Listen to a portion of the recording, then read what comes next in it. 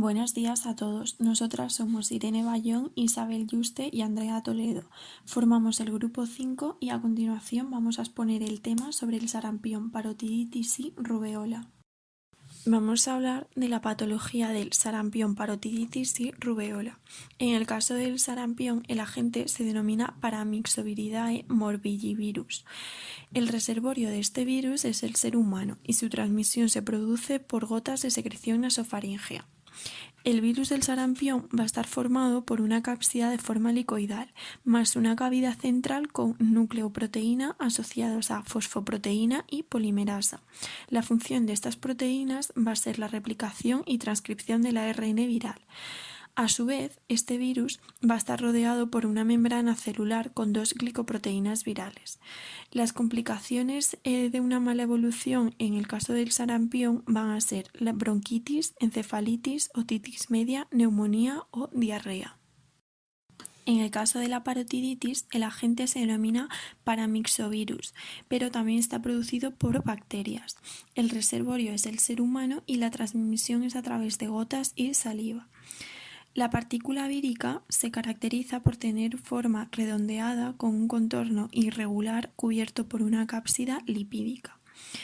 Las parotiditis pueden ser primarias generadas por un virus o secundarias en las que el agente es bacteriano. Esto es muy típico en aquellos pacientes con inmunosupresión. La complicación más frecuente de la parotiditis es la encefalitis. Y por último, en la patología de la rubeola, el agente se denomina Rubivirus matonaviridae. El reservorio es el ser humano y la transmisión se produce de dos maneras: postnatal, por contacto directo con secreciones rinofaríngeas, o vertical, es una transmisión de madre a hijo. La cápsida del virus del sarampión presenta forma icosaédrica, con núcleo viral de ARN de cadena simple. Esta cápsida está rodeada por una bicapa lipídica esférica que dispone de proyecciones de glicoproteínas. La complicación de esta enfermedad resulta principalmente en el feto, quien nace con patologías congénitas al ser contagiado por la madre. A continuación vamos a diferenciar la clínica en cada una de estas enfermedades. En primer lugar, en la clínica del sarampión se distinguen 4 periodos. El periodo de incubación, que presenta una duración de 5 a 21 días, siendo la media de 10. Se inicia con la penetración del virus en el organismo hasta la aparición de sintomatología prodrómica, la cual corresponde con la segunda viremia y la afectación de la mucosa respiratoria. No es frecuente en esta etapa la presencia de síntomas, salvo determinadas febrículas, cierto malestar o leves síntomas respiratorios. En la mayoría de los casos son difíciles de distinguir. El segundo periodo se denomina prodrómico. La duración media de esta etapa es de 4 días, aunque no es infrecuente que llegue incluso hasta los 10. La sintomatología se caracteriza por presencia de fiebre alta y constante, produciendo incluso convulsiones febriles, cefalea, somnolencia, malestar general, síntomas típicos de catarro por afectación de las mucosas conjuntival, nasal, orofaringea y de las vías respiratorias altas. Se da un fenómeno muy característico de esta etapa que se denomina facies sarampionosa. Se origina como consecuencia de las alteraciones a nivel ocular, nasal y oral, con cierta hinchazón en el rostro. Las manchas de Koplik son micropápulas puntiformes blanquecinas rodeadas de un halo rojizo o con base eritematosa localizadas en la cara interna de los carrillos. Están presentes al final de este periodo, previo a la aparición del exantema, lo que permite el diagnóstico del sarampión antes de que el exantema se manifieste. Manchas similares a las de Koplik aparecen en la mucosa labial, palpebral, conjuntival, nasal y vaginal, y en la pared posterior de la faringe, aunque son casos muy excepcionales. El tercer periodo se denomina exantémico. Se inicia con la erupción cutánea, originando una elevación febril y síntomas catarrales de mayor intensidad, así como un empeoramiento del estado general. La duración de la erupción es de 3 a 5 días, teniendo lugar la fase regresiva de la sintomatología. El exantema evoluciona en macropápulas de color rojo violáceo muy numeroso, sin ser confluente al principio ni pruriginoso. Se inicia en la región retroauricular y su expansión se desarrolla en 3 días, de forma descendente y siendo confluente. Si se origina un aumento de la fiebre o una reaparición, se sospecha de una complicación en esta enfermedad. Y por último, vamos a hablar del periodo de declinación, que tiene lugar en los 3-4 días del periodo exantémico. La sintomatología comienza a disminuir y a desaparecer, a excepción de la tos y la erupción cutánea. Es característica de esta fase la descamación de tipo furfurácea en pequeñas escamas con la piel de color violáceo o marrón. Los últimos síntomas en desaparecer son los bronquiales y la tos. Y por último, en la clínica de la parotiditis hay que destacar que el periodo de incubación es de 12 a 24 días. Tras dicho periodo, los pacientes presentan sintomatología de cefalea, anorexia, malestar general y febrícula o fiebre leve. Tras 12 o 24 horas posteriores, las glándulas salivales se inflaman, con fiebre de hasta 39,5-40 grados centígrados, que no desaparece hasta las 24-72 horas siguientes. Se produce hipertrofia glandular, siendo máxima en el segundo día y con una duración de 5 a 7 días. El periodo donde las glándulas alcanzan el pico de dolor es durante la etapa febril. Generalmente, la parotiditis se presenta de manera bilateral, aunque al inicio puede ser unilateral. El síntoma inicial corresponde al dolor que el paciente siente durante la masticación o deglución, en especial con aquellos líquidos ácidos. Posteriormente se manifiesta la hinchazón en la zona anteroinferior de la oreja. En ocasiones la glándula submandibular y sublingual también experimentan inflamación y con menor frecuencia la parótida es la única glándula que resulta afectada. Como consecuencia de la alteración de la glándula submandibular se produce el aumento del diámetro del cuello por debajo de la mandíbula y puede originarse un edema suprasternal. Con las glándulas sublinguales comprometidas, la lengua puede sufrir una edematización. Es importante destacar que entre el 25 y el 30% de las personas que sufren parotiditis no presentan manifestaciones clínicas. En la clínica de la rubeola, muchas infecciones son leves. El periodo de incubación va a ser de 14 a 21 días. El periodo prodrómico son con unos 5 días de duración. En esta etapa es frecuente la manifestación de síntomas como fiebre, malestar general, conjuntivitis y adenopatías en adultos, siendo mínima o ausente en el caso de los niños. El periodo exantemático el exantema presenta similitud al del sarampión con algunas diferencias. Es menos extenso y más evanescente. Suele ser el primer signo en los niños. Primero se localiza en la cara y cuello y se expande rápidamente al tronco y los miembros. Al principio el eritema puede parecer como maculoso que palidece al comprimir la zona. En el segundo día se diferencia por su forma puntiforme y asociado a eritema. Además se originan petequias en el paladar blando.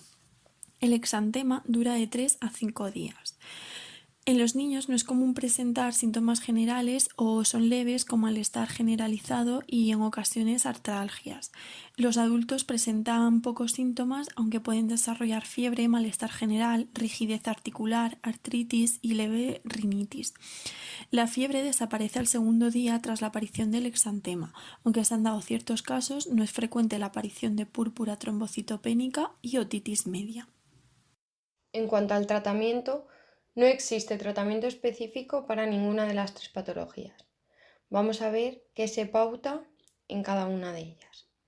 En el caso del sarampión, se pondrá un antitérmico, normalmente paracetamol, antitusígeno. Se aconsejará reposo en cama, ingerir líquidos y en caso de que se produzca una complicación, una otitis o una neumonía bacteriana, se pautarían antibióticos. En los niños es importante aumentar la ingesta de vitamina A para disminuir el riesgo de complicaciones. En cuanto a la rubeola, se pautará un tratamiento para aliviar tanto la fiebre como el dolor articular. Esto, en la mayoría de casos, suele ser paracetamol. En la parotiditis es importante saber que durante esta etapa los niños no deberán tomar ácido acetilsalicílico por riesgo al síndrome de Reye.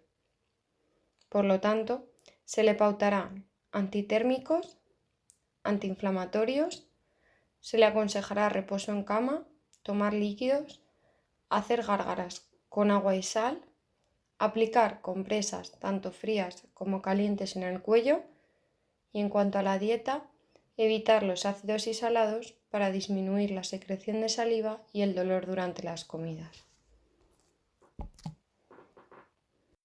Historia de la vacuna. La vacuna, actualmente conocida como triple vírica, comenzó a ser estudiada el 21 de marzo de 1963 en Estados Unidos por el científico Hillman. Hillman, al descubrir que su hija padecía parotiditis, decidió recoger muestras de su garganta y más tarde logró crear la primera vacuna contra la parotiditis.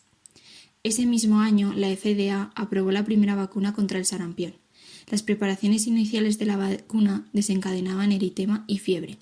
Hillman, junto al Dr. Joseph Strong, mejoraron la vacuna y lograron así disminuir los efectos secundarios. El procedimiento consistía en inyectar ioglobulinas en un brazo y en el otro brazo del niño la vacuna contra el sarampión.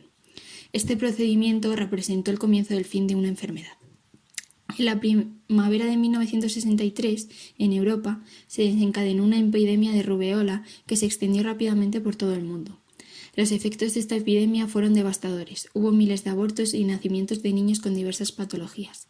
En 1965, el Dr. Hillman creó la vacuna contra la rubeola. Fue en 1971 cuando juntó las 3 vacunas y creó así la vacuna de la triple vírica. En 1970, el Dr. Hillman junto al Dr. Plotkin desarrollaron una versión más segura de la vacuna antirrubeola, obteniendo así una vacuna triple vírica mejorada. En 1998, la revista The Lancet publicó un artículo que afirmaba que la vacuna triple vírica provocaba autismo en los niños. Este artículo fue desmentido rápidamente, pero muchos fueron los padres que decidieron no vacunar a sus hijos. Esto provocó que en 2011 un brote de sarampión en Europa hiciera enfermar a 26.000 niños, de los cuales murieron 9. En la actualidad, la vacuna de la triple vírica es la segunda vacuna combinada más utilizada en la población infantil. La vacuna triple vírica es la vacuna contra el sarampión, la rubeola y parotiditis. Está indicada en niños a los 12 meses y 4 años, con una edad mínima de 6 meses. En adultos están indicados 2 dosis separadas entre ellas al menos un mes. En este caso, las contraindicaciones de esta vacuna son reacciones alérgicas, embarazos, tuberculosis, terapia inmunosupresora e inmunodeficiencias. Como sustituto a esta vacuna, se administrará una inmunidad específica. Los grupos de riesgo más relevantes son personal sanitario, mujeres susceptibles de embarazo y personas infectadas por VIH. Por último, es importante conocer que la transmisión es por gotas de secreciones nasofaríngeas, exceptuando la rubeola congénita que pasa de la madre al feto. Dentro de los cuidados de enfermería, vamos a dividir los cuidados propios de la patología y los cuidados relacionados con la vacunación. Los cuidados del sarampión, la parotiditis y la rubeola son muy similares entre sí. Empezamos con los cuidados en la fase de prevención. Dentro de los cuidados de prevención estaría asegurarnos de la vacunación de la triple vírica en todos los niños, el control epidemiológico de brotes en las escuelas y la comunidad, la educación para la salud con el fin de prevenir las enfermedades.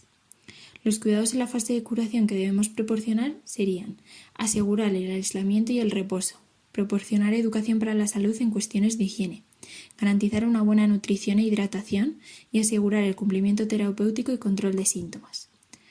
Por último, los cuidados en la fase de rehabilitación encontramos la educación a los padres sobre el tratamiento y los cuidados a seguir, asegurar una correcta higiene, garantizar unos correctos hábitos alimenticios y la adhesión al tratamiento terapéutico.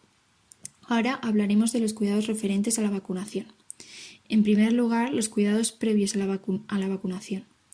En ellos estaría la correcta higiene de manos, la comprobación de los antecedentes personales del paciente y su calendario vacunal, templar la vacuna y reconstituirla adecuadamente, comprobación de los 7 correctos, que son paciente, edad, vacuna correcta, dosis, vía correcta, que las condiciones de la vacuna sean correctas y un registro adecuado.